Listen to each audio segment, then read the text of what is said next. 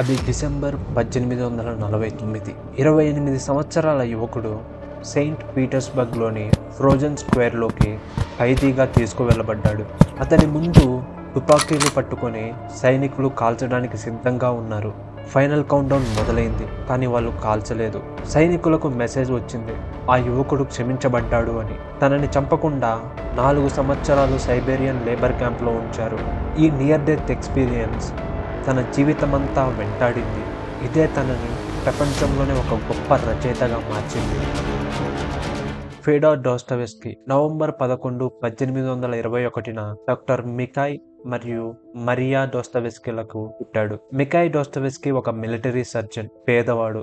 డాస్టోవెస్కీ వాళ్ళ నాన్న పనిచేసే హాస్పిటల్లోనే పెరిగాడు. అక్కడే ఉండటం వలన జబ్బులు, చావులు, బాధలు, కష్టాలు చిన్న వయసులోనే చూస్తూ పెరిగాడు. తన పేదరికం, చుట్టుపక్కల చావులు, ఏడుపులు ఇవన్నీ డాస్టోవెస్కీని చాలా ఇన్ఫ్లుయెన్స్ చేశాయి. డాస్టోవెస్కీ 4 సంవత్సరాల వయసులోనే చదవగలిగేవాడు మరియు రాయగలిగేవాడు. చిన్నప్పుడే తనకి లిటరేచర్ మీద ఇష్టం పెరిగింది. తను హాస్పిటల్లో ఉండేప్పుడు అక్కడే ఉండే ఒక అమ్మాయి పరిచయం అయింది. అప్పుడు డాస్టోవెస్కీ వయసు 9 సంవత్సరాలు. ఇద్దరు త్వరగానే మంచి స్నేహితులయ్యారు. కానీ ఒకరోజు ఆ అమ్మాయిని గుర్తు తెలియని వ్యక్తి చంపేశాడు. ఈ ఇన్సిడెంట్ డాస్టోవెస్కీ లైఫ్లో గాయంగా మిగిలిపోయింది. మానవత్వం పైన తన దృక్కోణాన్నే మార్చేసింది. పేదరికం, తన స్నేహితురాలి మరణం, జీవితం ఇంతకంటే దారుణంగా ఉండదనుకున్న డాస్టోవెస్కీకి ఇంకో షాక్. తన ఒంటరి ప్రపంచంలో ఒక్క తోడు, తనకు ఎంతో ఇష్టమైన వాళ్ళ మదర్ 1837లో టీబీ వల్ల చనిపోయింది. ఆ తర్వాత డాస్టోవెస్కీని మిలిటరీ స్కూల్లో చేర్పించారు. అక్కడ డాస్టోవెస్కీ ఒంటరిగా ఉండేవాడు. ఆ ఒంటరి సమయంలో లిటరేచరే తనకు తోడైంది. ఇంతలో ఇంకో షాక్. తన 18 సంవత్సరాల వయసులో వాళ్ళ నాన్నని సెర్ఫిల్ అనే పని వాళ్ళు చంపేశారు. వాళ్ళ పట్ల క్రూరంగా ప్రవర్తించడం వల్ల అతన్ని చంపేశారు. వాళ్ళ నాన్న చనిపోయిన తర్వాత ఈ ప్రపంచంలో తనకంటూ ఎవ్వరూ మిగలలేదు. చాలని డబ్బులతో తన చదువుని పూర్తి చేశాడు. తర్వాత తన రైటింగ్స్ పైన ఫోకస్ చేద్దామని తను చేస్తున్న ఉద్యోగాన్ని మానేసి తన ఫస్ట్ బుక్ రాశాడు. చిన్నప్పటి నుంచి పేదరికం, బాధల్లో పెరిగిన డాస్టోవెస్కీ తన ఫస్ట్ బుక్కే స్ట్రగుల్స్ అండ్ మిజరీ గురించి పూర్ ఫోక్ అనే బుక్ లో రాశాడు. ఈ బుక్ ఇమ్మీడియట్ సక్సెస్ అయింది. తన లిటరేచర్ కెరియర్ కి ఒక మంచి స్టార్ట్ దొరికిందని అనుకున్నాడు. కానీ అది కొంతకాలమే. తర్వాత రాసిన ద డబుల్ అనే బుక్, ఇప్పుడు మనం క్లాసిక్ అని చదువుతున్న వైట్ నైట్స్ మరియు కొన్ని షార్ట్ స్టోరీస్ ఫెయిల్ అయ్యాయి. తన ఫైనాన్షియల్ స్ట్రగుల్ కంటిన్యూ అవుతూ వచ్చింది. తనని తోటి రచయితలు పట్టించుకోవడం మానేశారు. తను రష్యన్ సాహిత్య చర్చా సంఘమైన పెట్రషెవిస్కీ సర్కిల్లో చేరాడు. అప్పటి ప్రభుత్వం పైన వ్యతిరేకంగా మాట్లాడటం వలన 1849లో డాస్టోవెస్కీని అరెస్ట్ చేశారు. కొన్ని రోజులు జైల్లో పెట్టి వదిలేస్తారు అనుకున్నారు. కానీ రష్యన్ గవర్నమెంట్ వారికి మరణశిక్ష విధించింది. వీడియో బిగినింగ్లో మాట్లాడుకున్నట్లు చావు అంచుల్లోకి వెళ్ళి వచ్చిన డాస్టోవెస్కీకి క్షమాభిక్ష పెట్టి 4 సంవత్సరాలు సైబేరియన్ లేబర్ క్యాంప్లో ఉంచారు. ఆ జైలు జీవితం చాలా కఠినంగా ఉండేది. తన జైలు జీవితాన్ని ఒక నోవెల్గా రాసి అది పబ్లిష్ చేశాడు. జైలులో 4 సంవత్సరాలు గడిచాక డాస్టోవెస్కీ బయటకు వెళ్తా అనుకున్నాడు. కానీ రష్యన్ గవర్నమెంట్ అతన్ని ఫోర్స్ఫుల్గా ఆర్మీలో జాయిన్ చేసుకుంది. 6 ఇయర్స్ పాటు డాస్టోవెస్కీ ఆర్మీలో పనిచేశాడు. 1850లలో అతను ఎదుర్కొన్న భయంకర అనుభవాలు అతని తరువాతి రచన అయిన ది ఈడియట్ పై చాలా ఇన్ఫ్లుయెన్స్ చూపించాయి. ఈ రచనల్లో కథానాయకుడు కూడా అలాంటి నియర్ డెత్ ఎక్స్పీరియన్స్ ఎదుర్కొని ప్రపంచ సౌందర్యాన్ని కొత్తగా ఆస్వాదిస్తాడు. 4 సంవత్సరాల తరువాత తను విడుదల చేయబడతాడు. అప్పటికే డాస్టోవెస్కీ ప్రపంచాన్ని, సఫరింగ్ ని చూసే పాయింట్ ఆఫ్ వ్యూ మారిపోతుంది. ఇప్పటికే డాస్టోవెస్కీ జీవితంలో కార్తీక దీపం సీరియల్లోని వంటలక్క కంటే ఎక్కువ కష్టాలు ఉన్నాయి. కానీ డాస్టోవెస్కీ అనుకోని ఉండడు తన కోసం ఇంకా కష్టాలు వెయిట్ చేస్తున్నాయని. సైబేరియా నుంచి రిటర్న్ వచ్చిన డాస్టోవెస్కీ జీవితాన్ని రీస్టార్ట్ చేయాలనుకున్నాడు. ఎక్కడికి వెళ్లాలో తెలియని పరిస్థితి.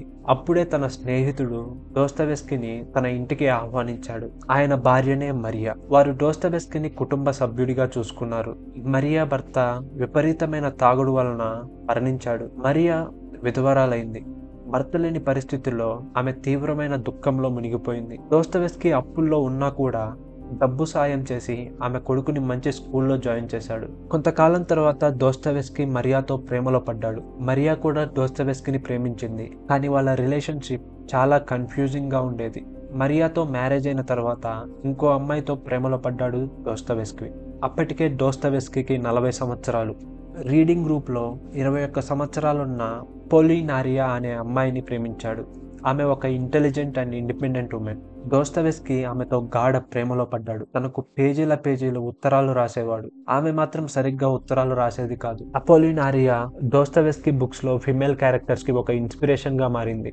ది ఈడియట్ లోని నాస్తాసియా, ద గ్యాంబ్లర్ లోని పొలీనా, క్రైమ్ అండ్ పనిష్మెంట్ లోని క్యాథరినా, ఈ క్యారెక్టర్స్ అన్నీ ఆమె లక్షణాలు కలిగి ఉంటాయి. అందం, గర్వం, తీవ్ర భావోద్వేగాలు మరియు విధ్వంసకరమైన ఆవేశం. ఈవెన్చువల్లీ దోస్తోయెవ్స్కీని ఆమె వదిలేసింది. వాళ్ళ రిలేషన్షిప్ ఎండ్ అయినా ఆమె దోస్తోయెవ్స్కీ జీవితంలో ఒక ముఖ్యమైన మహిళ. వారి ప్రేమలోని బాధ, ఆవేశం మరియు సంక్లిష్టత దాని తర్వాత రచనలపైన ప్రభావం చూపాయి. జీవితమంతా కష్టాలమయమైన దోస్తోయెవ్స్కీకి చివరికి ఆనందపడటానికి ఒక కారణం దొరికింది. ఆమె యానా 20 సంవత్సరాల యువతి. ఇప్పటికీ దోస్తోయెవ్స్కీకి 44 సంవత్సరాలు. అప్పటికే అప్పుల్లో మునిగిపోయి ద గ్యాంబ్లర్ నవల కోసం కఠినమైన గడువులో ఉన్న దోస్తోయెవ్స్కీకి సహాయం చేయడానికి యానాని స్టెనోగ్రాఫర్గా నియమించుకున్నాడు. కేవలం 26 రోజుల్లో యానా అతనికి నవలను పూర్తి చేయడంలో సహాయం చేసింది. ఆ సమయంలో దోస్తోయెవ్స్కీ తన బాధలు, కష్టాలు, అప్పుల గురించి యానాకు చెప్పుకున్నాడు. యానా తనని ఏమాత్రం జడ్జ్ చేయకుండా తనకి ధైర్యాన్ని, కరుణని చూపించింది. ఒక పెద్దవాడైన మనిషి చిన్న వయసు ఉన్న అమ్మాయికి ప్రపోజ్ చేస్తే ఏం చేస్తావని యానాని అడిగాడు. అప్పుడు యానా నిజంగా ప్రేమిస్తే నేను ఒప్పుకుంటానని చెప్పింది. వెంటనే దోస్తోయెవ్స్కీ ఆమెకు ప్రపోజ్ చేశాడు. యానా ఎస్ అని చెప్పింది. ఫస్ట్ టైం దోస్తోయెవ్స్కీ జీవితంలో తనను ప్రేమించే వాళ్ళు దొరికారు. ఇద్దరు పెళ్లి చేసుకున్నారు. యానా కేవలం భార్యగానే కాకుండా తన రచనల్లో హెల్ప్ చేసేది, తన ఆర్థిక వ్యవహారాలు చూసుకునేది, తనకు ఉన్న గ్యాంబ్లింగ్ వ్యసనాన్ని అదుపు చేయడంలో సహాయపడింది. అప్పులు, ఆరోగ్య సమస్యలు, ఇద్దరు పిల్లల మరణాలు వంటి కష్టాలున్నప్పటికీ యానా ఎప్పుడూ అతని పక్కనే నిలిచింది. ఆమె ఎప్పుడూ దోస్తోయెవ్స్కీకి ఎమోషనల్ సపోర్ట్ ఇచ్చేది. వారి వివాహం దోస్తోయెవ్స్కీ మరణం వరకు కొనసాగింది.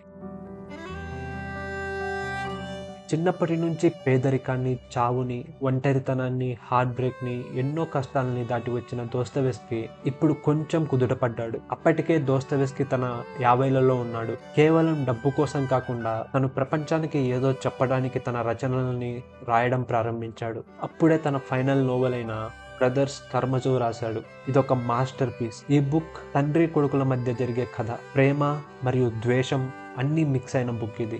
తన జీవితంలో జరిగిన ట్రామా, తను చెప్పాలనుకుంటున్న ఫిలాసఫీని ఈ బుక్తో ప్రపంచానికి చెప్పాడు. యానాతో దోస్తోయెవ్స్కీ ఇలా అన్నాడు, నేను రేపు చనిపోయినా పర్లేదు, ఎందుకంటే నేను చెప్పాలనుకునేది ఈ పుస్తకం ద్వారా చెప్పేశాను అని. ఫిబ్రవరి 9, 1881లో 59 సంవత్సరాల వయసులో పీటర్స్బర్గ్ నగరంలో అనారోగ్యంతో చనిపోయాడు దోస్తోయెవ్స్కీ.